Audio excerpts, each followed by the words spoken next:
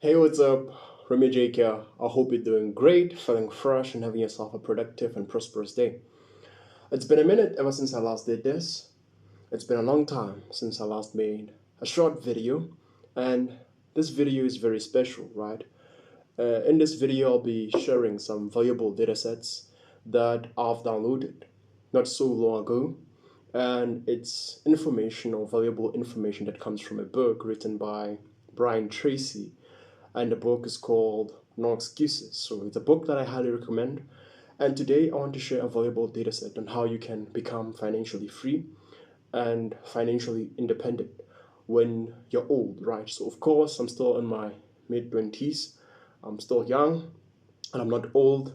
And I want to make sure that when I reach the age of 40, 50, 60, 80, 100, right, I'm not dependent financially on my relatives or friends or other people or the government, right?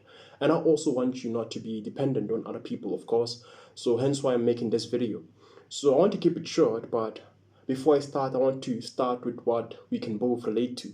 So where does this habit of like spending all the money that we get or our salary come from? And it's a habit that we developed since an early age, right? Like most people, if you are like most people, like when you are growing up, when you're young, in your sevens, or when you're 5, 4, 3, like whenever you receive money in those ages, right? Like your default state is to spend all that you get, right?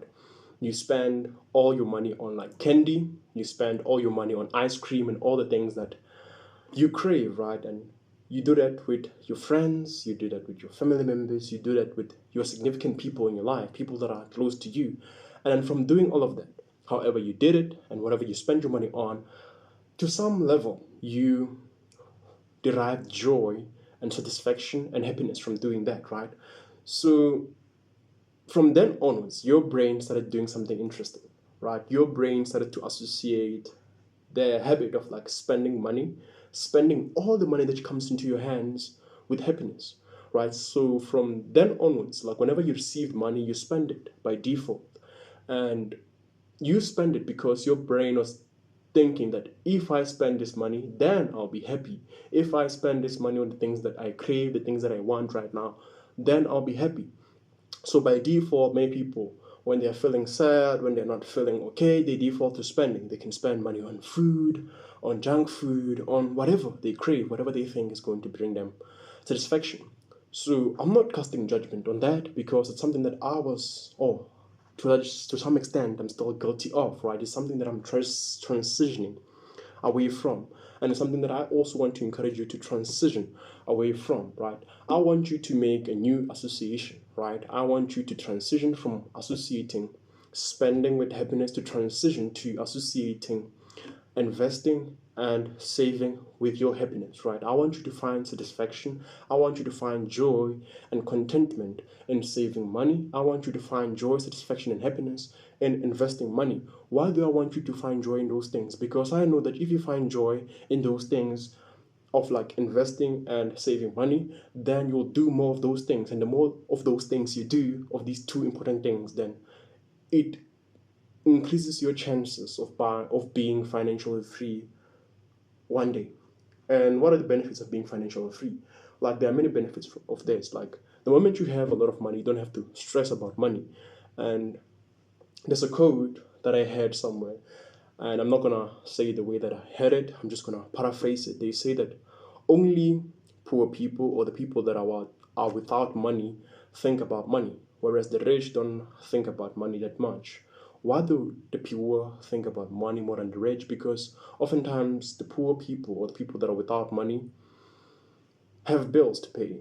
They have loans to pay and all those things. Like they have things to pay, and then now if you want to buy a new thing, you have to sacrifice an old thing. Like it's a lot, right? So hence why you're thinking about all those things. Whereas if you have a lot of money under your name, like you don't have to worry about your bond repayments. You don't have to worry about buying clothes, about eating out, about going to restaurants, about flying to different countries and all those things because money is not an issue. The only issue is gonna be, let's say, time. Like, say, do I have time to go to Dubai and come back? Do I have time to sit with my family and all those things? Like, you're gonna have a whole new different set of problems, right? So no one is without problems, of course, but oftentimes the people that think about money the most are the people that are without it. And obviously, when you're in your mid 20s or early 30s and going downwards, right? Like you have a lot of time. Like that's the ages where you have a lot of time to your hands and you don't really have a lot of money to your name, because oftentimes that's the age that you start out in a new career field. That's the age whereby you're still developing yourself and building a firm foundation under your feet. And then this is where this advice comes into play, that you should make the transition, right? You must develop and build up the habit of saving and investing. Why? Because it's going to help you and also help your family in the future to live a life that is comfortable, a life that is enjoyable. Because when you have money, you can travel, you can do all the nice things. Whereas if you do not have money, like when you want to do a nice thing for someone, you have to sacrifice some, and obviously sacrificing takes away some sort of like joy from you. Because oftentimes when you have to sacrifice, you sacrifice something that is very important or something that you enjoy doing or love doing. So, how do you go about transitioning then? How do you go about changing your mind from associating spending with happiness to associating investing and saving money with happiness? It's all about understanding the consequences of not doing this, right? Like, first of all, you have to understand that, regardless of whether you start investing and saving, you're gonna grow old. So, in your old age, you're gonna have responsibilities. You're gonna have people that are relying on you. You're gonna have bills to pay. You're gonna have clothes to buy. You're gonna have people to take care of, right? And obviously, this is going to be easy if you have a lot of money under your name, right? So how do you get to have a lot of money under your name? You get to have a lot of money under your name when you save a lot of money, and also when you invest the money that you've saved, right? Because if you invest a little money, you will make a little money. But if you invest a lot of money, you'll make a lot of money. So this is where this advice comes into play, that oftentimes going from having zero savings, zero investments, to having a lot of savings and a lot of investments is a big jump, right? So I don't want you to make that big jump of like going from not doing anything to doing a lot of things. Of course, like if you are unfit, let's say you are someone who's out of shape, a bodybuilder or a fitness coach cannot advise you to start doing 10 push-ups immediately. Like you've gone from inactivity to like doing 10 or 100 push-ups. It's going to be too much. So you have to start with 5 push-ups for like a week, and then go on to 8 push-ups, then go on to 10 push-ups, then go on to 20, 30, 50. And once you can do that 50 regularly, consistently, then you go up to 80, 100. That's basically how it works with all things, right? That's how it's going to work with your finances also. So instead of like making the big jump of like saving, let's say 50% of what you earn, or saving 20% of what you earn, or saving 10% of what you earn, ideally you want to save those percentages, but you can just jump onto saving those percentages, because the higher the percentage of money that you save, the easier it's going to be for you to achieve your goal of financial freedom, and the earlier you'll achieve that goal, right? So the more, let's say you save 70% of what you earn, then it'll be easy for you to become a millionaire faster. And if you save 10%, you'll still achieve that goal, but over a longer time frame, right? So obviously that's where I want you to be able to save 20%, invest 20%, and etc. But obviously that's a big jump. So I want you to start with 1%. Let's say you earn 10K, right? It can be 10K dollars, 10K rands, 10K Swiss francs, whatever your currency is, right? Like start saving 1% of that. Like 1% of like 10K is not that big, right? And it won't make your mind to explode and to fear and to doubt and to question, right? Like 10% of like 10K, you can do that, right? 10% of 10K, I don't know how much it is. Maybe it's $100 or $10. But let me just use the $10 because yeah, it's not that big. So you can just start with $10, right? And then put it aside. Open a savings account or investment account into a bank, and make sure that that account is an account that you do not touch, right? It's an account that is designed specifically for the purpose of like investing and saving, and it's money that you are not going to touch and money that you're not going to use for anything, right? It's money that you're going to save and invest to grow your net worth, right? So you're gonna start putting 1% of what you earn in there, right? Like 1% is not gonna seem like a big deal, and you can start doing that consistently for like 10 months, like dedicate 10 months to just putting away 10%, 10%, 10%, because you probably spend 10% of 10K anyway on like meaningless stuff, right? Like you spend 10K, let's say you give it to someone. It's not a lot of money. It's not a big deal emotionally. So it's something that you can do. So once you start doing that, and once you start seeing the money in the bank accumulating, then you're gonna start taking pride in that. Like you're gonna be joyous. Like, hey, I have $100 from doing this, right? And that's gonna prompt you and motivate you to start putting in more. So instead of like just putting in $10 or 10 rands, you're gonna start putting in 20 rands, right? 30 rands or $30, right? And that's how your account is going to grow.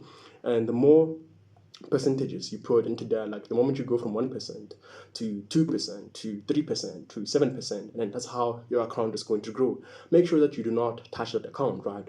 And obviously, if you want to save for something big, let's say you want to save for a house or save for a car or save for a camera, make sure that you open a different account for that specific purpose, because the moment you use that account for those kinds of things, then you will get nowhere. So that's basically my advice that you can use and utilize. This is something that I've been putting to practice recently, and something that I think is something that I'm comfortable with, and something that I've seen my money grow. It's not a lot of money yet, but I think that if I keep this up for many, many years, then I'll be able to achieve my goal of financial freedom and financial independence, and I'll be able to realize my other goals of like traveling the world with my family, traveling the world with my friends, and etc. and etc. And of course, I believe that you have your own dreams and your own goals, and obviously, money will help you with those, and money will help you not to stress about those kinds of things. So, there's a valuable data set. It's not earth-shattering. It's not something that is new, something that is difficult. It's something that you can do, right? I believe in you, and I believe in me, and if it's working for me, then it will most probably work for you. So, oftentimes, investing advice is very simple, and sometimes it's this simplicity that makes people confused, because people always want the complex things. Like before you can strive after the complex things, like make sure that you're sorted and disciplined and consistent and the simple things. Otherwise, have yourself a beautiful, prosperous day ahead, and kindly subscribe and like this video so that I can publish more content like this. Cheers.